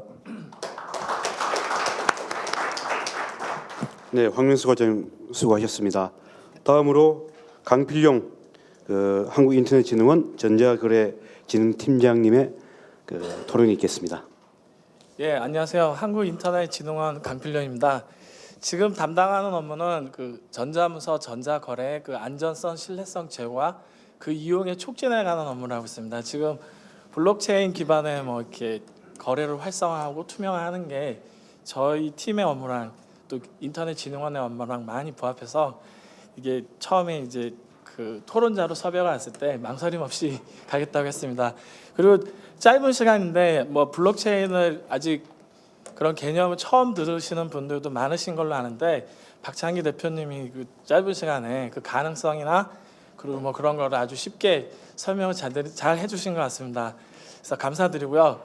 아무래도 저는 이제 신뢰성, 뭐 안전성을 보니까 오늘 오신 분들한테 좀 더 보충 설명을 해주고 블록체인의 그 장점과 그리고 현재 이게 블록체인이 완성된 기술이 아니라 지금 계속 진행되는 기술이기 때문에 사실 정부 파트에 들어가기 위해서는 많은 검증이 필요하다는 게 전반적인 의견에서 그럼 어떤 문제점들이 해결되지 않고 있고 또 우리가 거기서 보는 가능성은 뭔지 좀 간략하게 말씀드리겠습니다. 일단 블록체인이라는 개념은 새로운 개념이 아니라 예전부터 있었던 개념인데 이전에 우리가 생각할 때는 어떤 그 인터넷의 그 비대면 거래를 할 때 안전한 거래를 하기 위해서는 반드시 우리가 트러스트 서드 파티라 그래가지고 중앙 관리자를 두고 정부가 공인한 어떤 뭐 은행이라든가 정부가 책임을 져주고 거래를 매개를 해줘야지만 안전하게 할 수 있다고 생각을 해왔었는데 그 비트코인이라는 게 그런 중간 매개자 없이도 화폐를 정부나 은행의 개입 없이도 화폐를 발급하고 그게 또 전 세계에서 잘 유통이 되니까 아 사람들이 이제 우리가 편견을 가지고 있었구나. 그리고 혁신적인 개념인데 그 내용으로 보면은 이제 비트코인이 무조건 뭐 좋아서 그렇다기보다는 비트코인 자체를 본 게 아니라 비트코인에 사용된 블록체인의 가능성을 본 건데 사실 비트코인도 문제점은 많습니다. 얼마 전 2013년 이제 한국은행에서 결제 지급 그 결과 지급 결제 보고서에서는 블록체인이 한국에서의 결제 통화를 대체하지 못한다고 의견을 냈다가 최근에 바꿨는데 그 이유는 일단은 국내는 금융실명제를 하고 있는데 비트코인은 그 거래 내역이 다 공개되는데 A가 B로 예를 들면 10 비트코인을 보냈다. 그런 것들은 검증하지만 A가 B로 보낸 건 확실하다는 건 알 수 있지만 그 A가 누군지는 모릅니다. 그래서 익명성이 있기 때문에 범죄 기관에서 많이 이용한 이유가 추적이 안 되기 때문에 금융실명제에서는 그 자금 흐름의 추적 때문에 그게 문제가 있고 또 설계 자체가 이제 초당 7건을 처리할 수 있는데 이게 하루로 따지면 이제 약 60만 건 정도 됩니다. 근데 한국에서 그 신용카드 그 카드 결제가 하루에 이제 그 3,700만 건이 그 작년 기준으로 결제가 이루어지기 때문에 그걸 커버할 수가 없기 때문에 한계가 있다. 그렇지만 그래서 한계가 있다고 봤지만 왜 돌아섰냐면 그 현재 현상만 보지 말고 이건 계속 발전하는 기술이죠.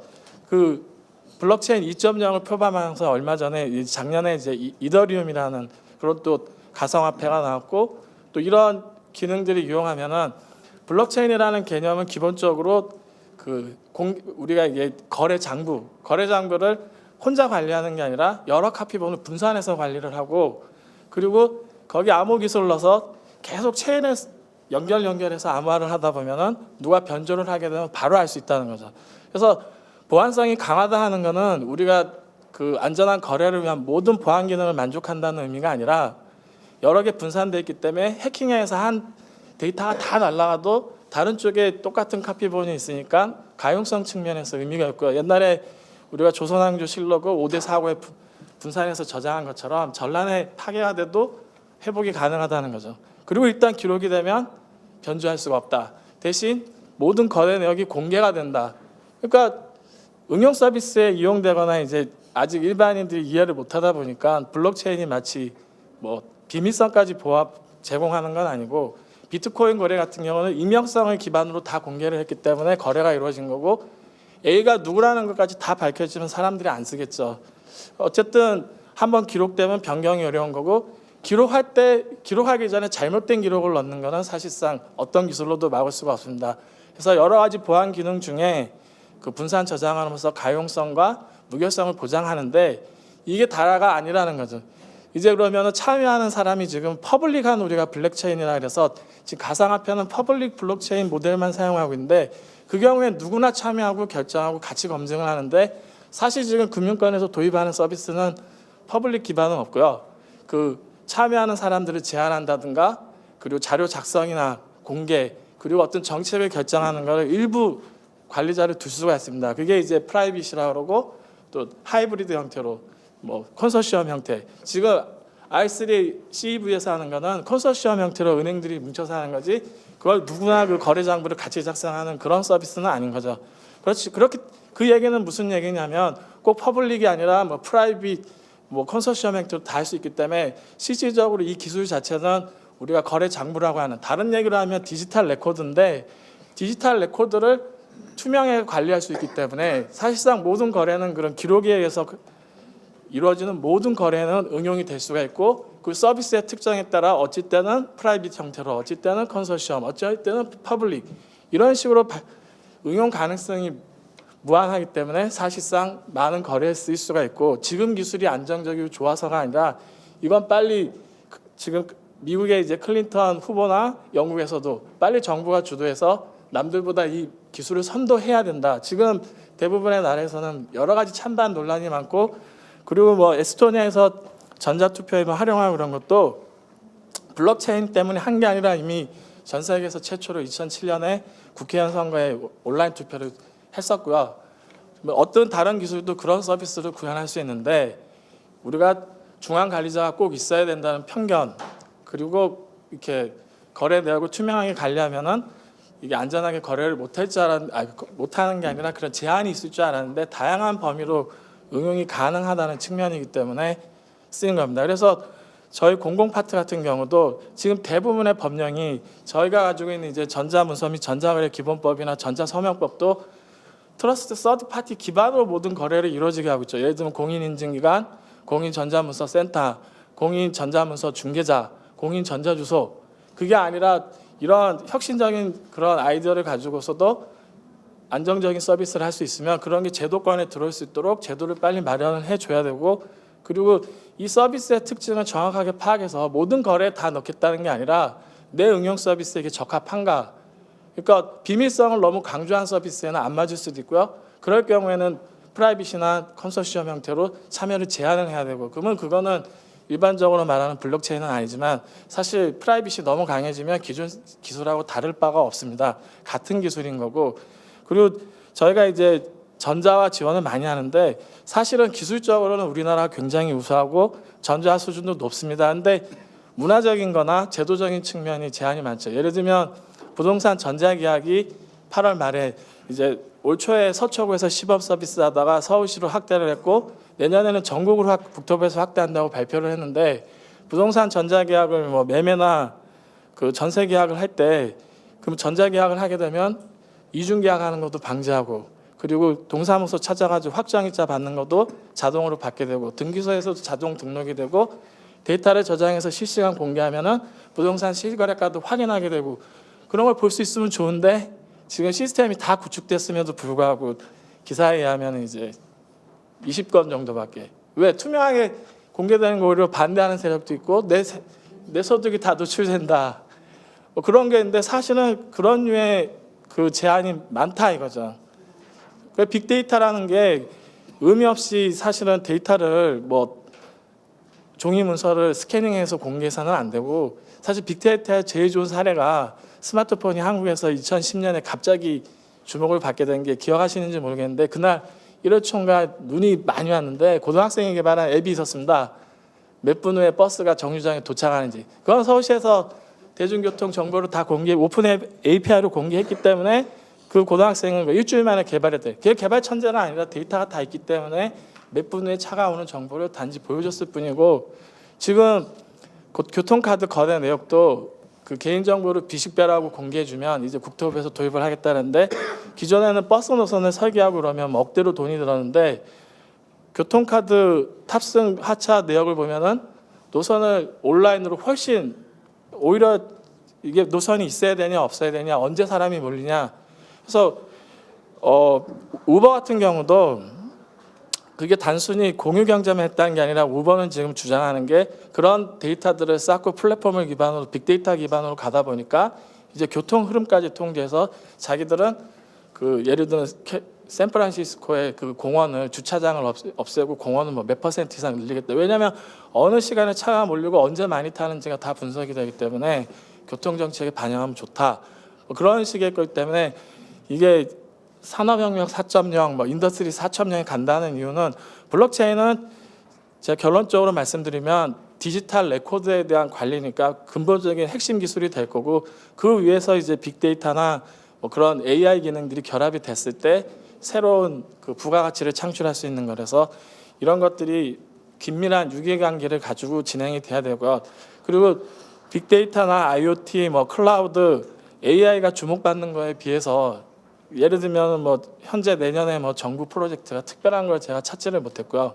그 블록체인 같은 경우도 공공 분야에서 우선 도입하고, 예를 들면 아파트 뭐 주민 투표나 그런 쪽에 우리가 그 아파트 그 관리사무소의 거래 내역을 DB에서 다 공개를 해도 우리 아파트가 다른 데보다 돈이 많이 나가진 않았는지 의사결정할 때도 바로 온라인 투표도 다 하고, 제대로 적용될 수 있는 분야가 많고, 그거를 정부가 결정할 게 아니라 기반만 마련해주면 다양한 젊은 그 학생들하고 예를 들면 젊은 창업자들이 적은 비용 가지고, 아까 고등학생이 그런 교통 앱을 만들듯이 얼마든지 새로운 서비스를 만들고 정부를 혁신할 수 있다고 봅니다. 그래서 그런 거를 준비하는 게 이게 국회에서는 처음 이렇게 논의를 하는 과정을 가졌는데, 그런 의미에서 상당히 뜻이 있다고 보고 저희도 이제 그런 쪽에 많은 연구를 하고 있습니다. 이상입니다.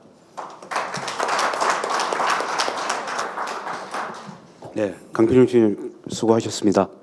다음으로는 그 이영환 건국대 교수님께서 토론해 주시겠습니다.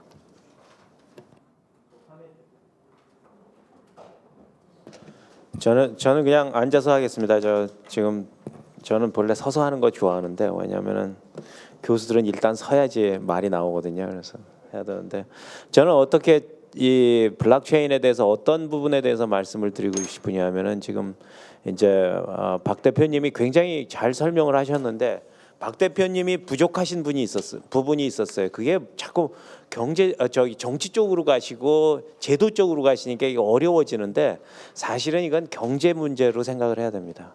이건 우리가 이 국가적으로 이 어려운 경제난을 타개할 한 가지 기술만 얘기해 그러면은, 저는 한 가지 주저없이 꼽으라고 그러면은 그 블록체인 경제를 이야기하겠습니다. 블록체인이 바로 우리가 원하는 경제다 하는 거죠. 우리 국가적으로.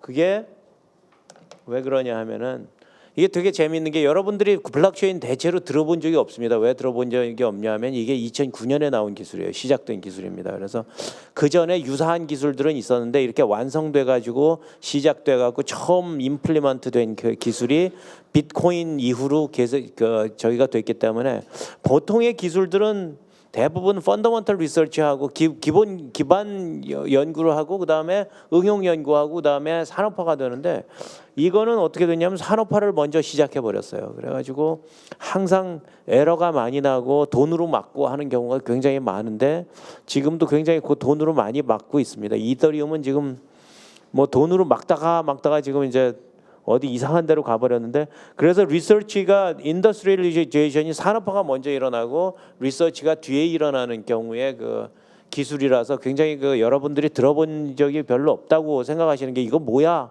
하는 이유가 그겁니다. 들어본 적이 없거든요. 인공지능은 지난 50년, 60년, 70년 동안 계속 떠들고 계속 들었고 계속 진화해 왔는데 갑자기 블록체인은 어디선가 나타나갖고 혜성과 같이 나타나갖고 이건 뭐야 하는 건데요. 굉장히 재미있는 것 중에 하나는 이거 어디다 돌려야 되는지 모르겠는데 재미있는 것 중에 하나는 그럼에도 불구하고 하버드 그 비즈니스 리뷰라는 유명한 저널에서는 뭐라고 그랬냐면 단 탭스카지라는 사람이 여러분들이 생각하는 소셜 웹이나 아니면 빅데이터나 클라우드나 뭐 로보틱스나 그 인공지능이나 그런 모든 것들을 보다도 더 향후 10년 동안 여러분들의 사회를 가장 많이 바꿀 기술 하나를 꼽아라 그러면은 블록체인이라고 본다. 그거 꼽았습니다. 저는 거기에 100% 동의하고요. 아마 박창기 대표님은 300% 동의할 거로 생각합니다. 그게 실제로 그렇습니다. 이게 그래서 중요한 기술이고요. 저기서 가트너는 탑10 기술 중에 6번째로 블록체인을 꼽았습니다. 절대로 새로 나온 기술이긴 하지만 절대로 작은 기술이 아니라는 거죠. 근데 이 기술이 뭐 한마디로 하면 어떻게 뭐라고 할 거냐 하면은 그 저기서 제가 영어 저기를 많이 슬라이드가 많습니다. 왜냐하면 죄송하게도 제가 영어 강의를 많이 합니다. 그래서 우리 건대 영어 외국 학생들이 많이 와 있어서 제가 영어로만 주로 강의를 하기 때문에 영어 슬라이드가 많은데요. 그런데 지금 어떤 거냐면 블록체인을 한마디로 해 그러고선 얘기를 하면은 제가 한마디로 하면 어떤 네트워크 하스털한 네트워크에서 신뢰를 만들어 줄 수 있는 그런 시스템이다. 신뢰다 하는 키워드가 바로 원하는 키워드입니다. 인터넷 그럼 우리가 누군지 모르잖아요. 인터넷에 뭐 북한 애들도 와 있고 전 세계에 어떤 놈들이 와 있는지 모르는데 거기서 신뢰를 상대편에 대한 신뢰를 만들어 줄 수 있는 시스템 하나 꼽아 그러면 그렇게 해서 디자인된 게 그게 필요해서 디자인된 게 바로 블록체인이라 이겁니다.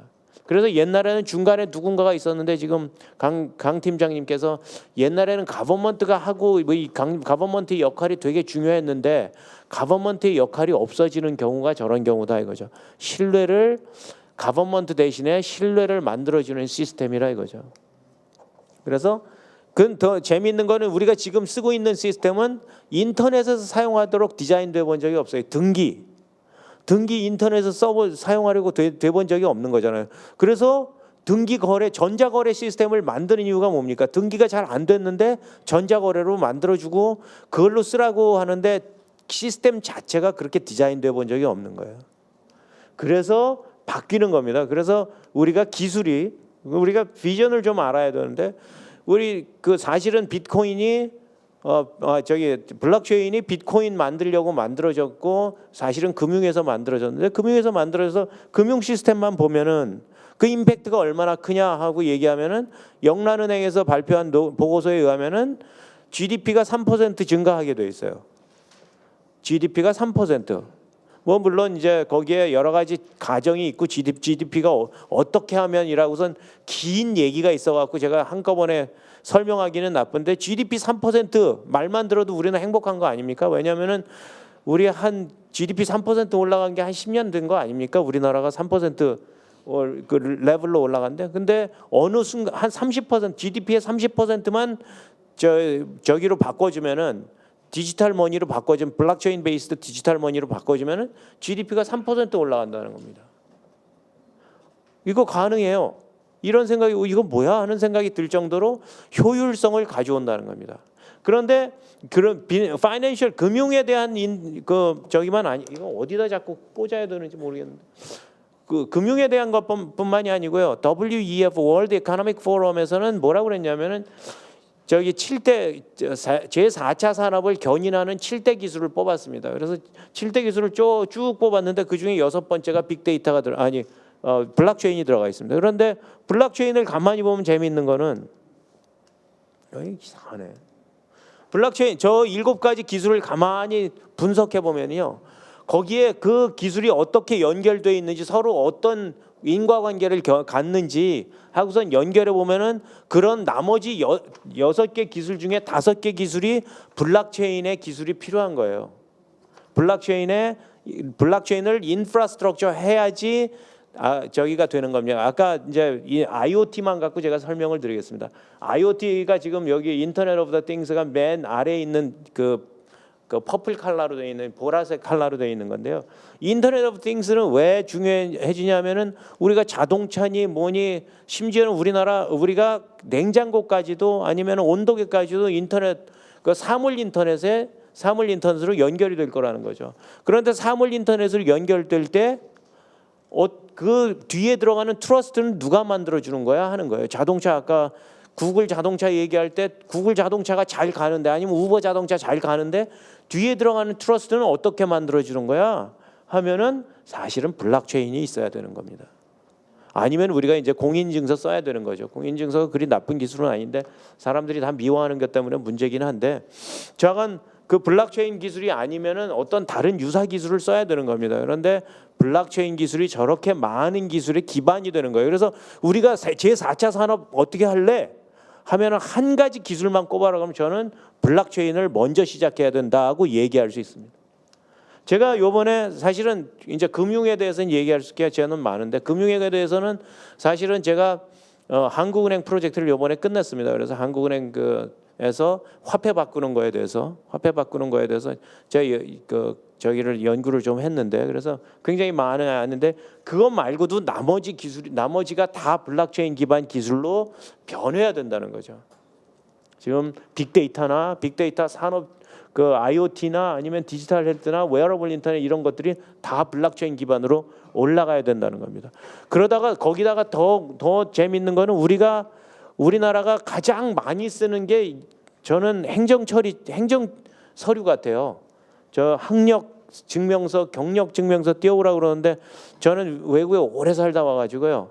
학력 여태까지 대학교 성적표 내라고 그러는 나라는 지금 제가 60이 가까웠는데요. 대학교 성적표 내라고 그러는 나라는 우리나라밖에 없는 걸로 저는 알고 있어요. 그런데 그냥 학력, 경력 이걸 늘 뛰러 다녀야 되는 이런 번거로움을 우리나라 사람들만 갖고 있어요. 그런데 거기다가 인감 증명 무슨 증명 재증명 서류들 우리 인감들 뛰러 다니고 등기 뛰러 다니고 이러는 것 지금 오프라인을 위해서 저기 해놓은 거 아닙니까? 디자인해 놓은 거 아닙니까? 그런데 재미있는 건 저게 틀렸다 이게 아닙니다. 그만큼 인증이 완벽하게 되기를 원하는 시스템이라는 거고 그렇게 해서 그게 잘못된 게 아닌데도 불구하고 굉장히 불편하고 굉장히 우리 시간을 많이 잡아먹는다는 거죠. 그래서 저는 어떻게 생각하냐면 우리나라 그 근로자들이 57시간 일한다잖아요. 전 세계에서 57시간 일하는데 그중에 저는 30시간은 서류 저런 증명 서류 만드는데 다 쓰고 있을 거다. 그래서 블록체인을 만들어내면은 아마 그게 27시간은 일하고 나머지는 놀러 다녀도 되고 우리 공무원 35만 명 하면은 노는 사람들이 반 될 거다 이렇게 생각이 되는 거죠, 그죠? 35만 명을 더 고용한다면서요? 그런데 우리 인터넷만 가지고 얘기하면 이렇습니다. 월드와이드 웹 이거 하면 인터넷에 저는 월드와이드 웹에 인터넷이 필요하다고 그 블록체인이 필요하다고 생각해요. 어디인가 인증 시스템이 다 들어가기 시작해야 된다고 생각해요. 왜냐하면요. 이거 뭐야? 갑자기 그게 딴 데로 넘어갔습니다. 블록체인이 왜 그러냐면은 우리가 인터넷이라는 게 사물 인터넷 뒤로 들어간다고 생각하면 사물 인터넷이 지금 지난달에 미국의 인터넷의 반이 사용 불가가 됐었습니다. 그래서 인터넷 DNS라는 서버 업체가 공격을 당했는데 저희가 미국 인터넷에 반이 나갔었는데 반이 나갔네. 가장 큰 이유가 뭐였냐면은 그 인터넷 전체를 어떻게 되냐면 디도스 공격을 당했는데 디도스 공격을 당한 디도스 공격에 동원된 좀비 컴퓨터가 대체로 CCTV 카메라였습니다. CCTV에 들어가는 카메라였어요. 그래서 겨우 15만 대가 동원이 돼서 미국 네트워크를 다운을 시켰습니다.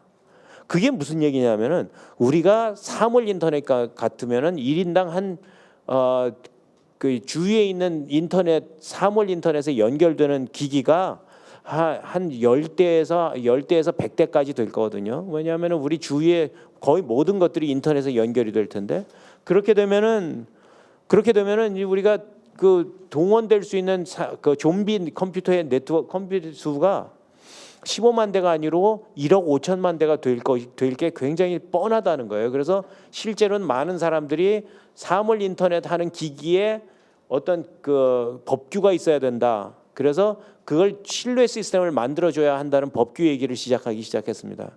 실제로 법규가 들어가야 될 때 인터넷에 저런 게 들어가야 된다는 거죠. 블록체인이 들어가서 신뢰를 만들어줘야 된다는 거예요. 여기 키워드는 우리는 어떻게 신뢰를 만들어줄래 이거거든요. 우리가 신뢰를 만들어줄 수 있는 그런 시스템을 만들어줄 수 있다는 거죠. 이것도 우리가 최순실 사태 같은 경우도 사실 사회적인 이 웨이스트가 왜 생겼냐 하면은 사회적인 낭비가 저게 굉장히 좋은 거라고 여러분들 생각할 수 있지만 사실은 사회적인 낭비잖아요. 그죠? 사회적인 낭비가 왜 생겼냐 하면은 신뢰가 무너진 거예요. 신뢰가.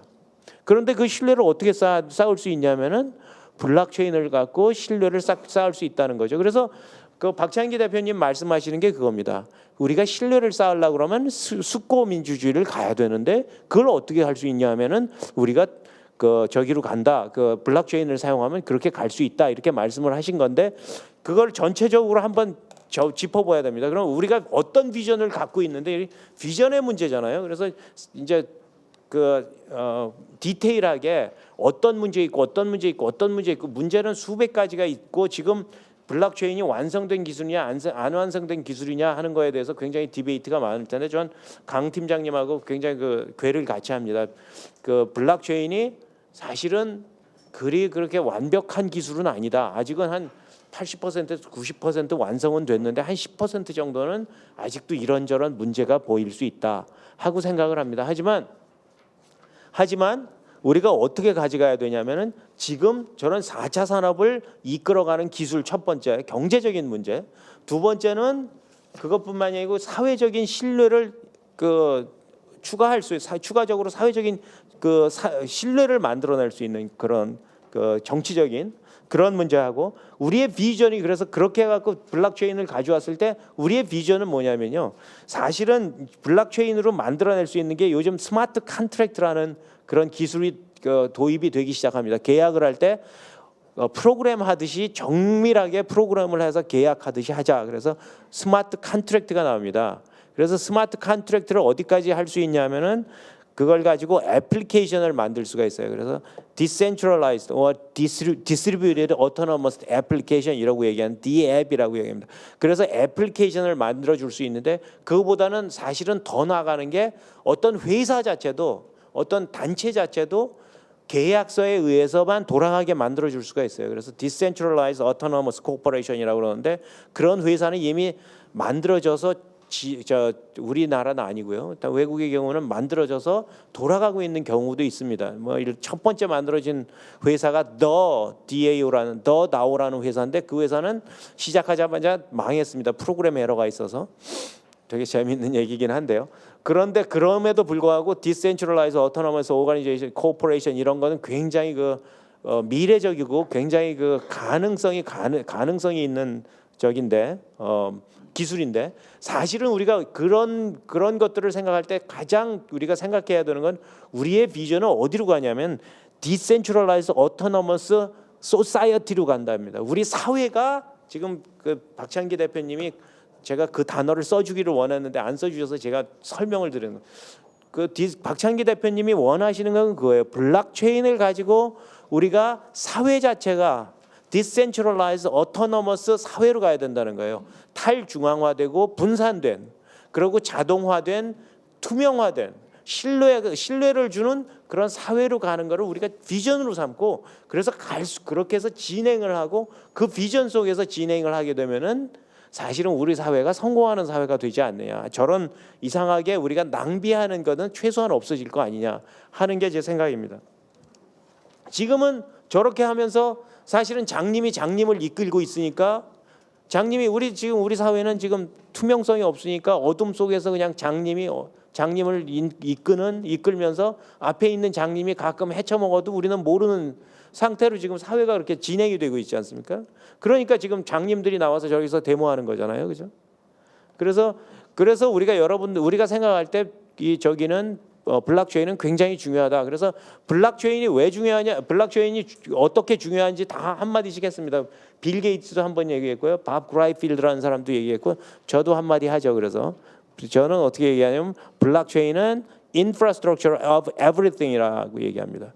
이 모든 것의 인프라스트럭처가 바로 왜냐하면 모든 것에 신뢰가 필요하기 때문에 모든 것의 인프라스트럭처가 블록체인이다 하고 이야기합니다. 그래서 여러분들이 우리가 아직은 블록체인이 아직은 시작 단계입니다. 그래서 여러분들이 이제 시작해야 되는데 작년 우리 늘 얘기하는 회사 이름이 R3CEV라는 회사입니다. 작년 9월에 만들어진 회사입니다. 그리고 지금 하이퍼레저라는 회사가 작년 12월에 얘기했어요. 그런데도 전 세계에서 다 그 회사들을 얘기해요. 우리 박창기 대표님의 블록체인 OS는 그거보다 더 오래됐습니다. 우리가 그러니까 더 기억을 잘 하셔야 됩니다. 또 하나는 또 W3C의 저 블록체인 그룹이라는 게 글로벌 그룹입니다. 그런 게 만들어졌는데 지금 한 100명 좀 넘는데 저 화면은 좀 오래됐는데 우리 한국 사람들이 만들어서 지금 진행하고 있습니다. 만들어서 전 세계적으로 글로벌 그 그룹을 이끌고 있습니다. 부끄럽게도 제가 거기 의장인데요. 거기 왜 의장이냐면 제가 나이가 있거든요. 그래서 나이 먹은 사람 순서로 뽑아가지고 제가 의장이 됐습니다. 그래서 정말로 중요한 기술이다. 중요한 기술 중에 기술이다. 이라고 제가 말씀드리면서 끝내겠습니다. 감사합니다.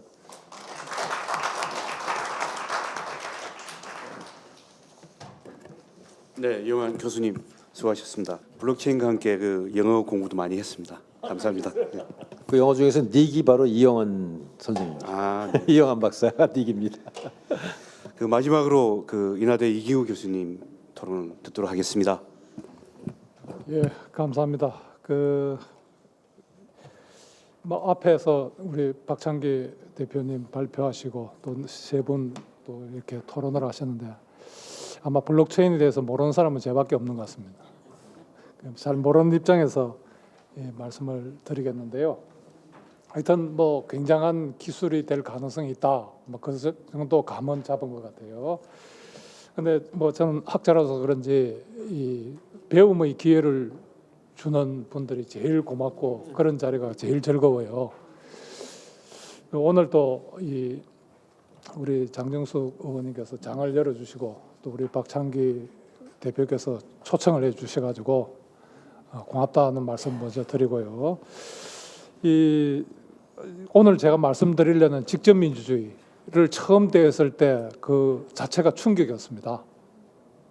저는 평생 제도를 연구하는 입장인데 주로 이제 국가 운영을 어떻게 시스템화할 것인가, 또 지방 행정을 어떻게 시스템화할 것인가 이런 문제를 가지고 평생 하는데 이 직접 민주주의를 대했을 때 충격을 받았고 오늘 이 블록체인에 대한 개괄적인 이런 설명을 들으면서 굉장하다 이런 충격을 받았는데 아직까지 제가 잘 모르기 때문에 구체적인 내용에 대해서 100% 아까 신뢰 말씀하셨는데 신뢰하기는 좀 더 공부를 해야 될 것 같습니다.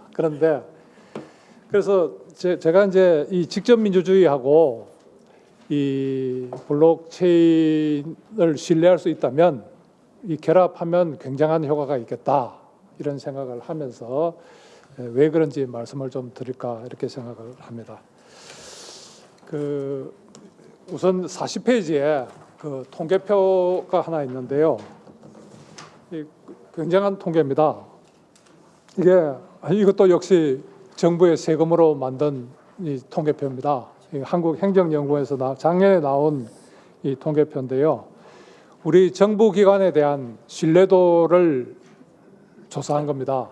또 요 말고도 이제 여러 가지 표가 있는데 청렴도에 대한 것도 있고 여러 가지가 있는데 그 중에 특히 주목을 끄는 거는 전체적으로 낮습니다.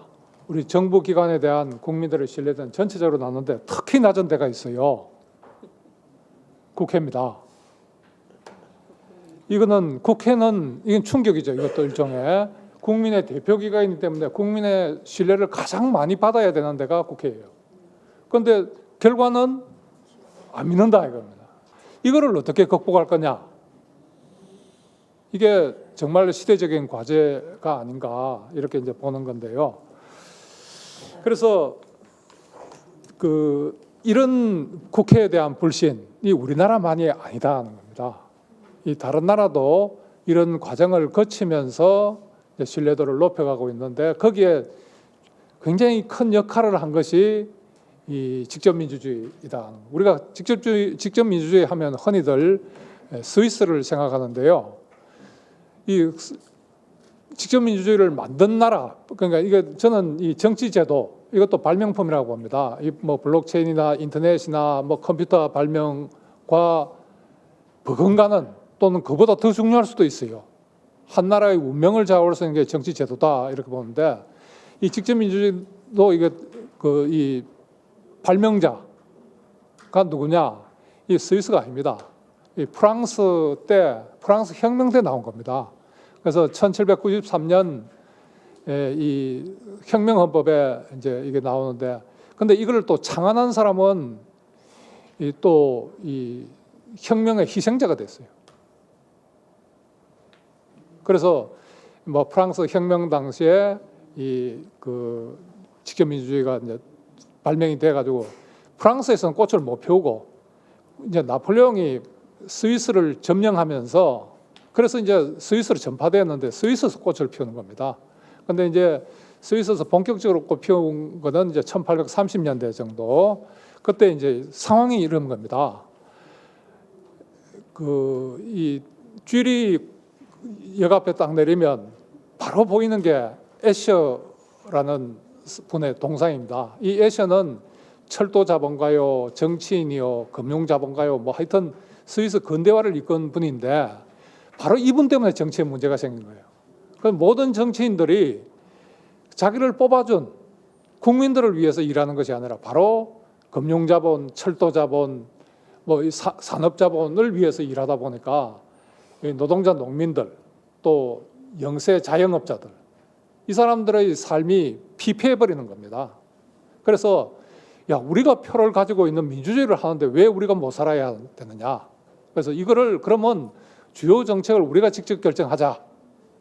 이런 이제 발상을 이제 브류클리라는 분이 운동으로 이끕니다. 그래서 쥐리 헌법을 바꾸고 그다음에 이제 이것이 스위스 전역으로 확산되고 연방 정부로 확산돼 가지고 이제 스위스에서 직접 민주주의가 이제 꽃을 피우게 되는데 이런 상황이 미국에서 그대로 이제 부딪히게 됩니다. 1890년대 말 내지 1900년대 초에 그때 똑같이 철도자본, 금융자본, 산업자본에 이 국회가 포위돼 버리는 겁니다. 그때 당시에 이제 국회는 주정부죠. 미국은 뭐 주정부가 대부분 이 경제 문제라든지 그 일상생활에 관련된 문제를 다 결정하니까요. 그래서 이때 이제 미국의 그 노동운동에 깊이 관여했던 설리반이라는 사람이 우리 이 문제를 어떻게 해결할 거냐. 이래서 이제 과거에 스위스가 그랬는데 우리도 스위스의 직접민주주의를 한번 연구해보자. 우리가 다수인데 왜 우리의 삶이 이렇게 피폐해야 되느냐. 이렇게 해서 스위스 가서 한 1년 정도 공부를 하고 와서 미국에서 이 시민입법, 직접민주주의죠에 관한 책을 출판을 하는데 그때 당시에 성경보다 더 많이 팔렸다는 책입니다. 그만큼 영향을 많이 줬던 거죠.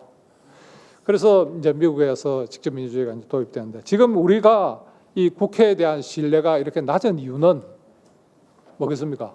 국회에서 결정하는 것이 국민의 민의를 대변 못한다는 겁니다. 안 해야 될 결정을 하고 해야 될 결정을 안 하기 때문에 문제가 생기는 거죠. 그러면 국회가 신뢰를 회복하려면 방법은 딱 한 가지입니다. 국민의 의사를 직접 반영하는 겁니다. 그런데 매번 국민이 다 결정할 수는 없잖아요. 그래서 국회가 잘못된 결정을 할 때 국민들이 나서가지고 그건 문제 있다, 그건 안 된다, NO 하는 비토권을 인정하는 그 방법이죠. 그러면 국회의원들은 어떻게 하겠어요? 국민들에게 비토를 안 당하기 위해서 가능하면 국민들의 의사를 존중하려고 노력하겠죠. 또 다음에 해야 될 일을 안 하는 겁니다. 그러면 국민들이 직접 발언을 해가지고 결정을 하는 거죠.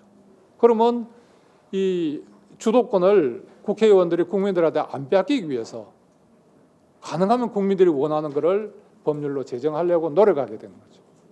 그래서 지금 국회에 대한 신뢰가 떨어지는 이유는 국회가 대의기관에서 역할을 안 하기 때문입니다. 이 직접민주주의를 도입하면 국회가 국민의 의사를 존중할 수밖에 없는 처지에 빠지는 거죠. 그런 면에서 한편으로는 이 국회에 대한 국회의 활동에 대한 이제 비상 브레이크를 국민들이 갖게 되는 것이고, 또 국회가 활동을 안 하는 경우에는 활동하라고 비상 가동 자치를 국민들이 가지는 거죠. 이것이 바로 헌법 제1조 2항에 나오는 국민주권주의를 실현하기 위한 방안이다 하는 겁니다. 우리 헌법에 1조 2항에 국민주권주의를 규정하고 있음에도 불구하고 우리 국민들은 이 국가기관의 결정을 통제할 수 있는 아무런 수단이 없어요. 우리가 유일하게 가지고 있는 게 선거권인데 우리 해봤지 않습니까? OECD에서 국회의원 교체율이 제일 높습니다. 그래도 뽑아놓으면 똑같은 행동을 되풀이한다. 그래서 이것을 치유하기 위한 제가 이제 직접민주를 얘기하면 그럼 국회를 무력화시키는 거 아니냐 이런 말씀하지만 천만의 말씀입니다. 오히려 국회를 진정한 국민의 대의기관으로 만들기 위해서 이건 필수적이다. 그리고 우리가 하나 주의할 거는 주권이라는 것은 국민의 최종적인 결정입니다. 최종적인 결정은 국민이 하겠다고 권한을 준 게 주권입니다. 그런데 우리는 국회의원들은 선출만 되면 주권을 이양받은 걸로 알고 있습니다. 그런데 우리 중학교 3학년 때 이미 배웠잖아요. 주권은 불가양이다. 이양할 수가 없는 겁니다. 국민이 그대로 가져야 되는 겁니다. 그래서 국회가 국민의 의사에 반할 때는 국민이 비토할 수 있는, 즉 국민 투표의 문제죠. 국회가 국민이 원하는 걸 하지 않을 때 국민이 직접 결정한다. 국민 발언의 문제죠. 양자가 보장되어야 국회의 의사가 국민의 의사, 주권자의 의사에 합치될 수 있는 것이 아닌가. 이제 이렇게 생각을 하고, 저는 이제 이걸 실현하기 위해서 노무현 정부 때 대통령님을 만날 때마다 이 얘기를 했어요. 그래서 주민투표법을 제정을 했고, 주민 소환을 말씀드리니까 거기는 굉장히 이렇게 조심을 하시더라고요. 그래서 4번 제가 말씀을 드려서 주민 소환법도 이제 주민 소환에 관한 규정도 이제 넣게 됐는데 작동을 안 합니다. 이 시스템이 잘못 설계돼서 그렇습니다. 그래서 이게 2004년에 도입했으니까 지금까지 12년이 되는데 243개 지방자치단체에서 실시한 건수가 8건에 불과합니다. 이건 작동 안 한다는 겁니다. 그 스위스의 경우 보면 1980년부터 작년까지 제가 스위스 통계청에 연락해서 자료를 좀 뽑아달라 했더니 68만 건 이상이 실시가 된 겁니다. 68만 건.